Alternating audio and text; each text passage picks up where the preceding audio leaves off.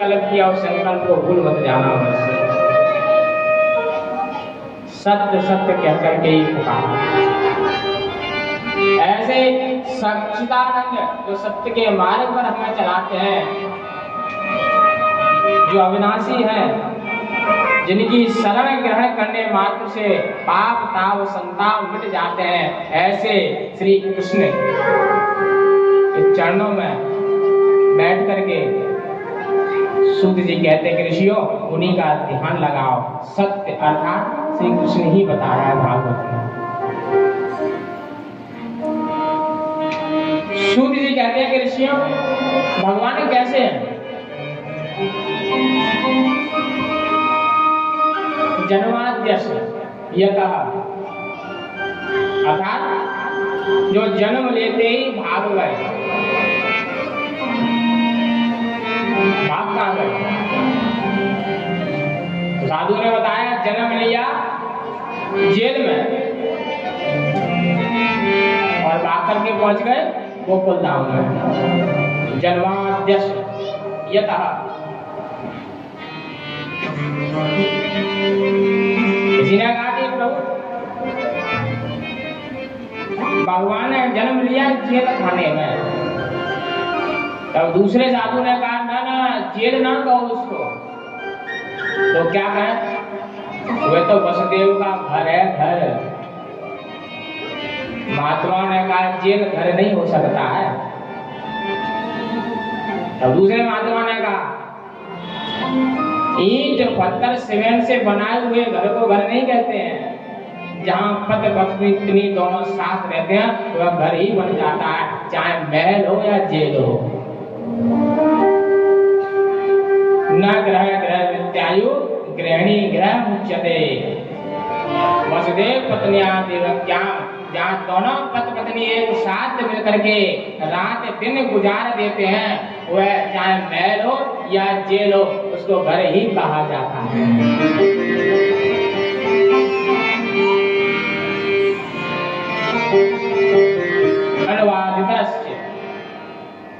जो वसुदेव के घर जन्म लेते हैं जेल खाने में और भाग करके दौड़ करके पहुंच जाते हैं गोकुल धाम में, अर्थेषु स्वज्ञ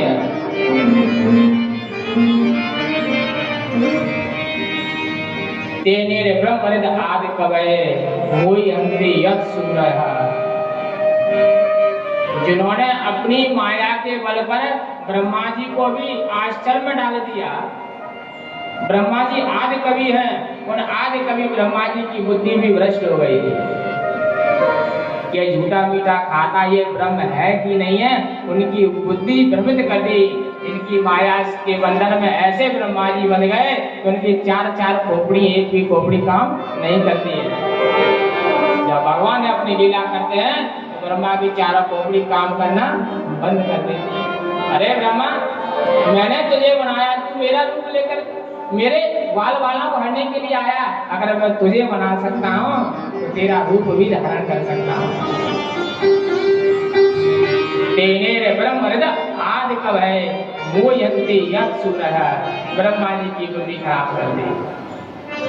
जिसकी माया के बंधन में ब्रह्मा बन जाए तो हम आप बन जाए तो कौन सी बड़ी बात है। हमारी बुद्धि ना चले तो कौन सी बड़ी बात है। हम अपने लाला लाली के चक्कर में पड़ करके पीछे भागते रहें और भक्ति के पथ से भ्रष्ट हो जाएं, पथ पर ना चलें, पथ पे रुक जाएं तो कौन सी बड़ी बात है। ऐसे सत्यम परमो धीमहि, ऐसे परमात्मा श्री कृष्ण जिनकी कथा सुनने मात्र से हृदय में जो पाप ताप संताप विराजमान है, जो हमारे हृदय भवन में काम क्रोध लोभ मोह मद मात्सर्य बैठा हुआ है, इन्हें 6 शस्त्रों से हमें मुक्ति दिलाती है। ये कथा काम को जिताती है, क्रोध को जिताती है, लोभ पर विजय प्राप्त कराती है, मोह के बंधन से छुटकारा दिला देती है, अहंकार से मुक्ति दिलाती है,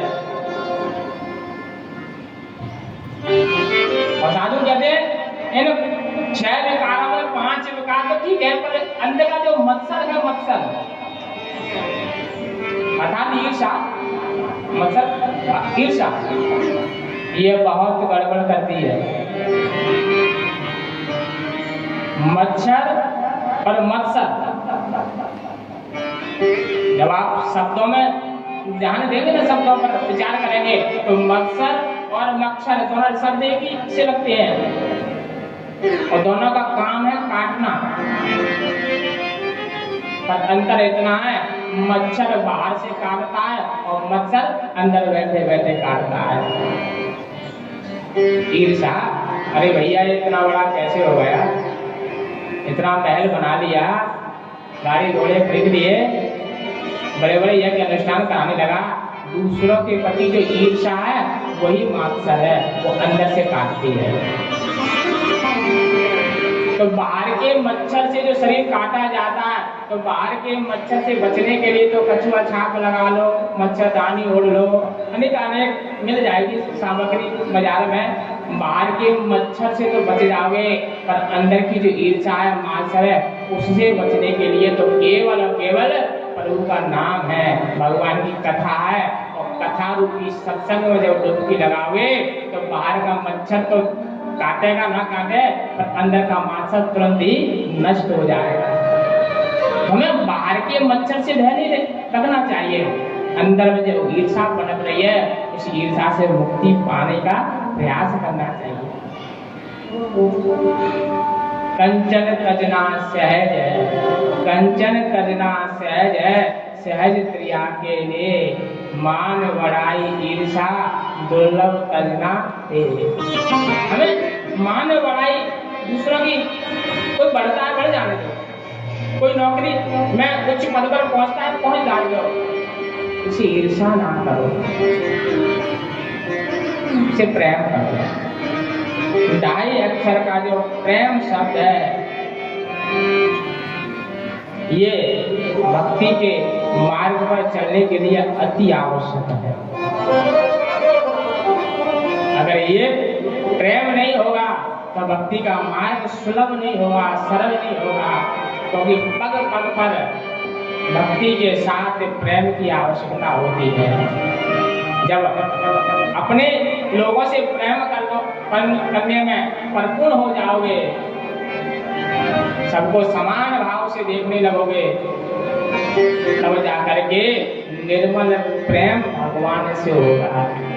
जब निर्मल प्रेम भगवान से होगा और तब तक अपनों से ईर्षा रखोगे, तब तक परमात्मा से भी प्रेम संभव नहीं है।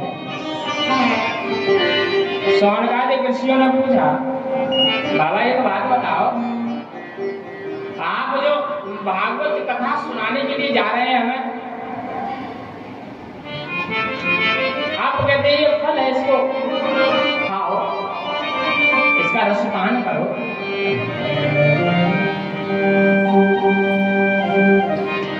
बाबा एक बात बताओ, ये जो भागवत रूपी जो फल है, आप कहते हैं फल पका हुआ है और मीठा है, तो ये भागवत रूपी फल, जब वृक्ष में कोई फल पक जाता है तो टपक जाता है, और टपक जाता है तो फूट जाता है, तो ये भागवत रूपी फल फूटा हुआ है, टूटा हुआ है। सूत जी ने कहा, नहीं नहीं ऋषियों, ये वेद रूपी कल्प वृक्ष से पका हुआ फल है, एक टपका भी है, पर हाथों हाथों के द्वारा है। वेद रूपी कल्प वृक्ष से फल टपका तो ब्रह्मा जी की शाखा पे आकर के चिपक गया, ब्रह्मा जी ने हाथों में ले लिया, ब्रह्मा जी की शाखा से फिर नीचे टपका तो नारद जी की शाखा पे आकर के चिपक गया, नारद जी ने पकड़ लिया, नारद शाखा से फिर ये फल टपका तो महर्षि वेदव्यास के हाथों में आ गया। महर्षि वेदव्यास के हाथों से फिर नीचे खिसक गया तो सुख तोता सुखदेव के हाथों में पहुंच गया। तो ये फल वृक्ष से गिरा जरूर है पर हाथों हाथों के द्वारा आया है, इसलिए हम तक सुरक्षित पहुंच गया है। ना टूटा है, ना फूटा है, ना गला है, रस भरा हुआ है, मीठा है। महात्माओं ने कहा, अरे महाराज हमें विश्वास नहीं है, इस बात पर विश्वास नहीं। अरे महाराज, व्यापारी जब फल बेचता है तो कहता है ये फल मीठे हैं, ये फल मीठे हैं। सारे फल मीठे नहीं होते हैं। इसका प्रमाण क्या है? दुकान में तो बहुत सारे फल भरे हुए हैं और व्यापारी फल काट के तुम्हें चखा भी देगा, ये मीठा है देखो, और घर जाकर खट्टे निकल आए तो गड़बड़ हो जाएगी। हमारा समय भी बर्बाद चला जाएगा, पैसा भी चला जाएगा और फल का आनंद भी नहीं मिल पाएगा। गारंटी क्या है कि फल मीठा ही है।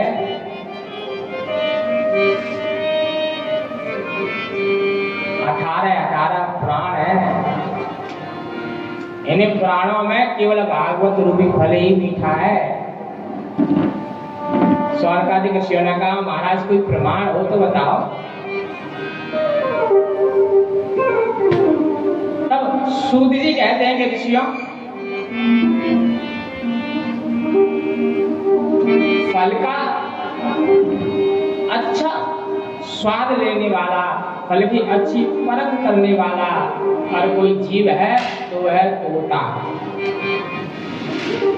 आप लोग गांव से जुड़े हुए हैं सब, तो गांव में जब भी बाग बगीचे में जाते हैं हम और आप, हमारे बूढ़े माँ बाप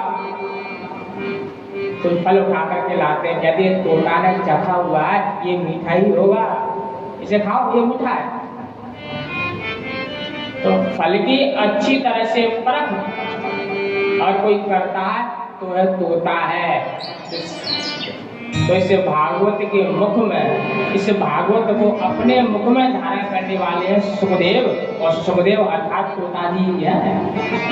सुख यानी तोता। अन्य प्राणों को मुख नहीं लगाया, केवल भागवत को ही मुख लगाया, चखा है इसे। तो साधु कहते हैं ये प्रमाण के साथ हम कह सकते हैं कि तोता जिस फल को मुंह लगाता है या तो वह फल मीठा हो जाता है या वह फल पहले से मीठा होता है, पर तोता उसी को मुंह लगाएगा जो मीठा होगा।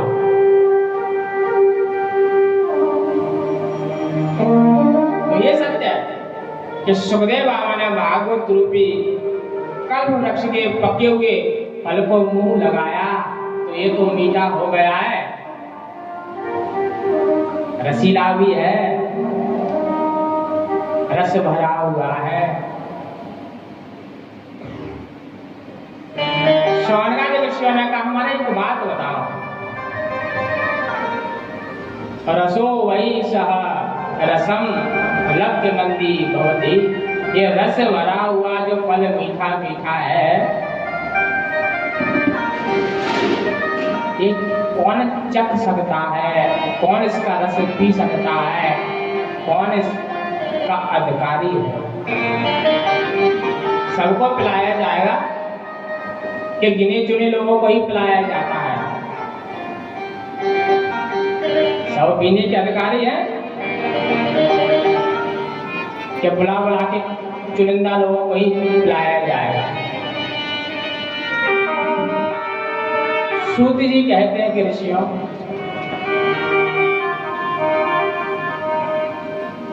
दो लोगों को ही अधिकार है। कथा तो सब सुन सकते हैं, मना नहीं है किसी के लिए, पर विशेष कर कथा दो लोगों के लिए होती है। अहो रसिका वो भी भाव कहा, रसिक और भावुक इन दो लोगों के लिए होती है कथा। पंडाल हो या एक भवन हो, हजारों की संख्या में कथा सुनने वाले आते हैं, कथा सुनते भी है, पर कोई प्रसाद का इंतजार करता है, प्रसाद कब मिले। कोई भजन सुनने के लिए आता है, भैया कोई बढ़िया बढ़िया संगीत में भजन हो जाए। कोई कथा का अर्थ निकालने के लिए आता है, कोई सजावट देखने के लिए आता है, कोई आता है भदौरिया की कथा करा रहे, देखो तो सही क्या चल रहा है। तो सारे बुद्धिजीवी अपनी अपनी बुद्धि लेकर के कथा में आते हैं। हजारों की संख्या में कुछ लोग ही कथा सुनने आते हैं, बाकी सब के सब तर्क वितर्क करने के लिए आते हैं और तर्क वितर्क करते ही लौट के चले जाते हैं। उनकी बुद्धि में कथा बता कुछ बैठती नहीं है, और कथा जब बैठेगी नहीं तो जीवन की व्यथा को मिटा भी नहीं सकती है, तो मिटा भी नहीं सकता है। तो कथा सुनने के दो अधिकारी बताए, अहो रसिका वो भाव का, रसिक और भावुक। अरे भैया प्याव तो सबके लिए ही होती है। गर्मी में कहीं प्याव लगा करके बैठ जाओ, बढ़िया ठंडा ठंडा पानी हो, आरओ का भरा हुआ शुद्ध पानी हो, और कहीं रोड पर लगा दी अपने प्याव और पकड़ पकड़ के लाओ, भैया पानी पी लो, मीठा है भैया, स्वादिष्ट पानी है, पकड़ पकड़ के लाए, भैया पानी पियो, हमने प्याव लगाई है, हम सेवा कर रहे हैं, आप पानी पीते क्यों नहीं है। अरे भैया जिसे प्यास लगी होगी वही तो पिएगा। जबरदस्ती से किसी को पकड़ करके तुम प्याऊ तक ले तो आओगे, पानी मानी कुछ नहीं पिएगा क्योंकि उसे प्यास नहीं लगी है। 50 प्रश्न करेगा, पानी लाते कहाँ से हो, कुआं से भरते हो, बावड़ी से भरते हो, नल से लाते हो, हैंडपंप से लाते हो, क्योंकि उसे प्यास नहीं लगी है इसलिए प्रश्न कर रहा है। और कहीं कोई रेगिस्तान में फंस जाए और जोर से प्यास लगी हो तो कोई बस इतना कह दे, भैया पानी पियोगे, हाँ भैया पानी पिएंगे, कोई नहीं पूछने वाला है कि कुआं से लाए कि बावड़ी से लाए कि तालाब से लेकर आया, क्योंकि कंठ हमारा सूख रहा है, और तो जल की एक बूंद भी मिल जाए उससे संतुष्टि हो जाए। तो जिसे प्यास लगी होगी वही कथा सुनता है, जिसे प्यास लगी होगी वही भागवत रूपी रस का पान करता है, जिसे प्यास लगी होगी वही भागवत रूपी सरोवर में डुबकी लगाता है। तो रसिक होने चाहिए कथा के, भाव होना चाहिए कथा के प्रति। भाव भक्ति भावना जब तीनों हृदय में प्रकट होती है तब भागवत बुद्धि में बैठती है।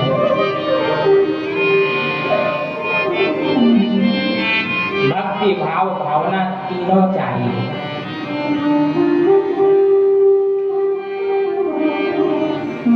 सूत जी कहते हैं कि ऋषियों, इन दो लोगों को कथा सुनाई जाती है और ये दो लोग ही कथा सुनने के लिए आते हैं। अच्छा महाराज, हम कुछ पूछना चाहते हैं आपसे। शौनकादिक ऋषियों ने कुछ प्रश्न किए,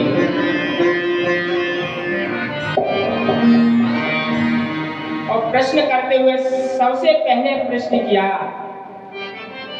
महाराज हमारा पहला प्रश्न ये है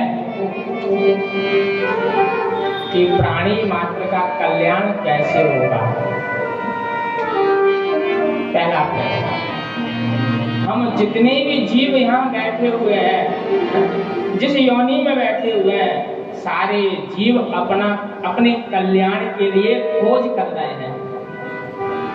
सबकी खोज चल रही है कि हमें शांति कैसे मिलेगी।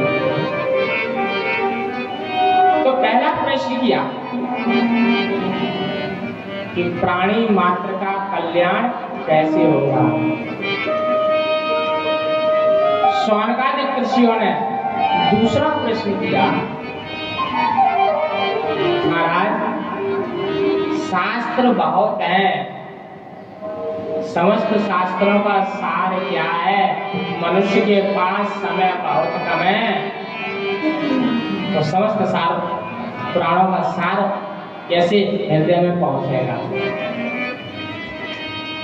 तीसरा प्रश्न किया, भगवान यदि सर्व समर्थ है,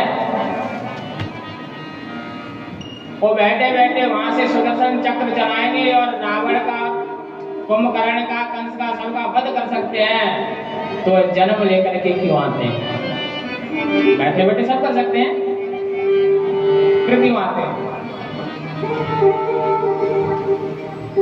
चौथा प्रश्न किया, यदि भगवान अवतार लेकर के आते हैं तो भगवान के कितने अवतार हुए?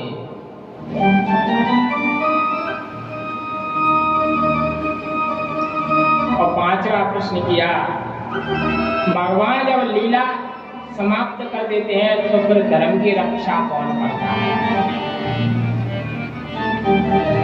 शौनकादिक ऋषियों ने छठवां प्रश्न किया कि जीवन का परम धर्म क्या है? 6 प्रश्नों को सुन करके सूत जी मुस्कुरा जाते हैं, प्रसन्न चित्त में बैठ गए।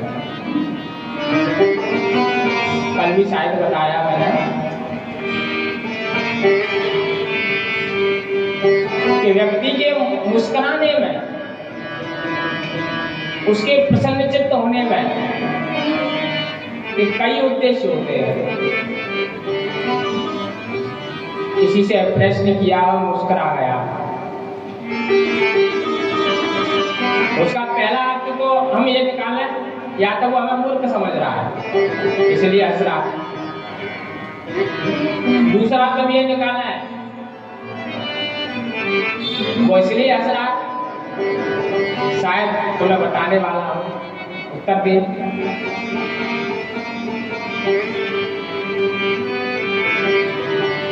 तो जो मुस्कान होती है, प्रसन्नता जो होती है, वहीं से उत्तर निकलता है, वहीं से निकलता है। तो जैसे ही सूत जी मुस्कुराए और मुस्कुरा कर कहते हैं, ऋषियों तुमने प्रश्न बहुत उत्तम बढ़िया पूछा है, अपने लिए नहीं अपितु संसार के लिए पूछा है, मैं उत्तर दूंगा, पर उससे पहले मैं अपने गुरुदेव सुखदेव बाबा को याद करूंगा। बिना सुखदेव को याद किए मैं कुछ बोल नहीं पाऊंगा।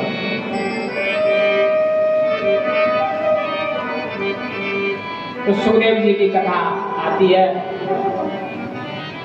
कि एक बार नाथ बाबा के मन में विचार आया कि हमने भगवान नारायण और लक्ष्मी में आपस में लड़ाई झगड़ा मनमुटाव तो करा ही दिया है, ब्रह्मा ब्रह्माणी में भी आपस में करा दिया है, पर पार्वती और शिव के बीच में कभी नहीं हुआ। चलो थोड़ा सा हास्य विनोद वहां भी हो जाए। जब भगवान नारायण को कोई कार्य कराना होता है तब नारद प्रकट होते हैं। भगवान नारायण का जो मन है वही नारायण है। शिव जी के पास पहुंचे, पार्वती जी के पास पहुंचे, भोलेनाथ कैलाश पर्वत पर नहीं है। नारद जी ने कहा मैया पार्वती से, अरे मैया भोलेनाथ कहाँ है, बाबा कहाँ है? मैया ने कहा कहीं किसी भक्त को दर्शन देने के लिए गए हैं, आप बैठो। नारद बाबा ने कहा भैया एक बात बताओ, भोलेनाथ सच्चा प्रेम करते हैं?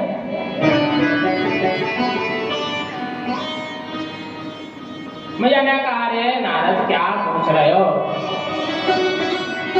हमसे बहुत प्रेम करते हैं। अच्छा तो कभी ये नहीं बताया या तुम्हें जानकारी है कि बाबा के गले में जो मुंडों की माला है वो किस देवी के मुख है? उसमें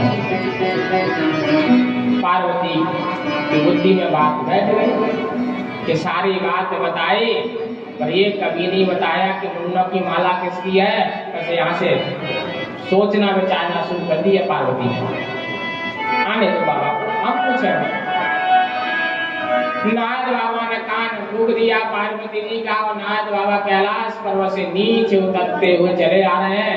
बीच मार्ग पर भोलेनाथ नजर आ जाते हैं, और भोलेनाथ जैसे ही नजर आते हैं तो नारद बाबा कहते हैं, अरे भोलेनाथ बाबा जल्दी घर जाना, पार्वती तुम्हें याद कर रही है। भोलेनाथ ने नारद जी को देखा और देख करेगा, अरे नारद जब तुम घर से आए हो तो जरूर याद करती होगी, वैसे करती ना करती पर अब अवश्य कर रही होगी। भोलेनाथ पहुंचे। भोलेनाथ जैसे ही पहुंचते हैं, पार्वती क्रोध में बैठी हुई है। गुस्सा आ रहा है उन्हें कि बाबा ने अभी तक कभी नहीं बताया किसके मुख है, किस देवी के मुख है। भोलेनाथ ने कहा, देवी अभी अभी नारद यहाँ से गए, क्या हुआ जरा मुझे बताओ तो सही। और इतनी जल्दी कैसे बता रहे? बहुत पूछा, तब जाकर पार्वती ने कहा, अरे बाबा तुम हमसे सच्चा प्रेम नहीं करते हो। अरे देवी किसने कहा? पार्वती ने कहा, अगर तुम सच्चा प्रेम करते तो मुझसे ये छुपाते नहीं कि तुम्हारे गले में जो मुन्नों की माला है उसमें किस देवी के मुख है, किस स्त्री के मुख है, तुमने मुझे अभी तक बताया नहीं। फिर से हाथ लगाया भोलेनाथ ने कहा, अरे देवी ये मुख तेरे हैं, जब जब तू मर जाती है तेरे मुंड उठा करके गले में डाल लेता हूँ, ये तेरे ही तो मुंड है। पार्वती ने कहा, वाह भोलेनाथ कितना बड़ा झूठ बोलते हो तुम, मैं बार बार मर जाती हूँ, तुमने अमरती खाई हो जो तुम नहीं मरते हो, मैं ही बार बार मर जाती हूँ। भोलेनाथ ने कहा, नहीं नहीं देवी,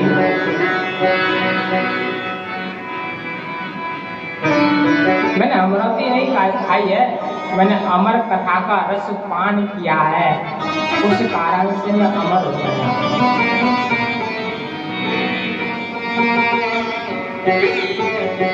भोलेनाथ कहते हैं कि तू बार बार मर जाती है। अगर आप लोगों ने कथा सुनी हो तो स्कंद पुराण में एक कथा आती है, माँ पार्वती भी एक बार विधवा हुई है। स्कंद पुराण की कथा है। अभी कार्तिक मास चल रहा है तो यहाँ कार्तिक मास में स्कंद पुराण की कथा सुनने और सुनाने से लाभ बहुत मिलेगा, क्योंकि अब प्रारंभ होने वाला तो कथा चल रही है, बीच बीच में स्कंद पुराण का भी ले लिया करेंगे, इससे डबल लाभ मिलेगा आप सबको। तो स्कंद पुराण में एक जगह कथा में आता है कि माँ पार्वती भी एक बार विधवा हुई, शमशान में रहते हैं, घर है नहीं, खेती बाड़ी भी नहीं है, तो कारण क्या बन गया कि कार्तिक जी जो भगवान के पुत्र हैं वो छोटे थे। जब वे बहुत छोटे थे तो उन्हें बहुत भूख लगी। बाबा भोलेनाथ समाधि में बैठे हुए थे और कार्तिक जी आए और मैया का पल्लू पकड़ लिया, और मैया का पल्लू पकड़ कहते, माँ माँ हमें भूख लगी है, हमें दुष्ट पान करा,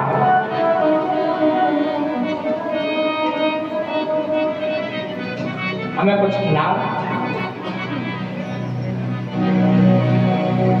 माँ ने चारों तरफ देखा, कहीं कुछ नहीं मिला। तब पार्वती भोलेनाथ के पास गई और भोलेनाथ नेत्र बंद करके तब में लीन है। पार्वती ने बार बार कहा, अरे स्वामी, हमारे बालक को भूख लगती है, इनके लिए दूध की व्यवस्था करो। पर पार्वती की बात को अनसुना कर दिया, यानी कि वो तप में थे, वो सुनाई नहीं दिया। जिनकी समाधि सच्ची होती है उन्हें कुछ सुनाई नहीं देता है। एक बार कहा, 2 बार कहा, 3 बार कहा, बाबा ने कोई उत्तर नहीं दिया। पार्वती जी को क्रोध आया और मुंह फाड़ दिया, काली का रूप धारण किया और भोलेनाथ को अपने मुंह में ही अंदर निगल लिया।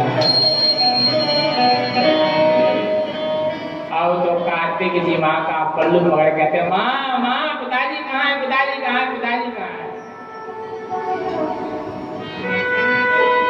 एक तरह से मर ही गए थे वो तो। उसी समय बहुत आग्रह किया कार्तिक भगवान ने, तब अपने मुख से भोलेनाथ को निकालते समय भोलेनाथ का शरीर नहीं निकाला, भोलेनाथ के रूप में धुआं बाहर आया। धुआं, इसलिए धुआंवती की पूजा करने जाते हैं हमारा। तो माँ भी विधवा हुई है, यानी कि भोलेनाथ कहते हैं ना कि पार्वती तू बार बार मर जाती है, तेरे मुंड है, तो एक बार भोलेनाथ भी मारे गए।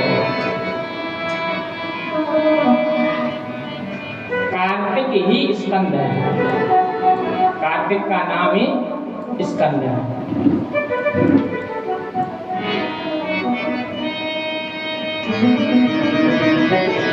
एक बार गणेश जी और कार्तिक जी दोनों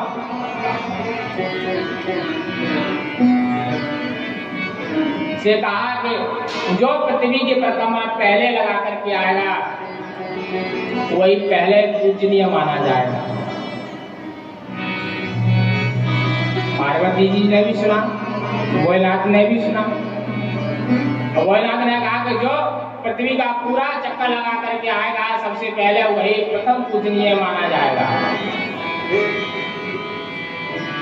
कार्तिक जी अपने वाहन पर बैठ करके चक्कर लगाने के लिए चले गए और गणेश जी माता पिता के चक्कर लगा करके सामने हाथ जोड़ करके बैठ जाते हैं और कहते हैं, पिताजी मेरे लिए तो आप ही सब कुछ हो, आप ही पृथ्वी हो, आप ही आकाश हो, आप ही ब्रह्मांड हो। आपका चक्कर लगाया तो मैं तो ये समझता हूँ पूरे ब्रह्मांड का ही चक्कर लगा दिया। भोलेनाथ प्रसन्न हो गए, वाह बेटा, जा तेरी पूजा सबसे पहले होगी, तो प्रथम पूजनीय माना जाएगा। कार्तिक जी चक्कर लगा करके जब पृथ्वी का चक्कर पूरा लगा करके लौट करके आते हैं तब तक तो गणेश जी को प्रथम पूजनीय घोषित कर दिया जाता है। कार्तिक जी ने कहा, पिताजी ये ठीक नहीं किया, मैंने परिश्रम किया है, इसने छल किया है, ये ठीक नहीं किया आपने। पार्वती को भी क्रोध आया। पार्वती ने भी कहा, भोलेनाथ तुमने अन्याय किया मेरे कार्तिक के साथ, ऐसे तो कोई भी तुम्हारी परिक्रमा पूरी लगा लेगा और तुम उससे कहा तुम प्रथम पूजनीय हो।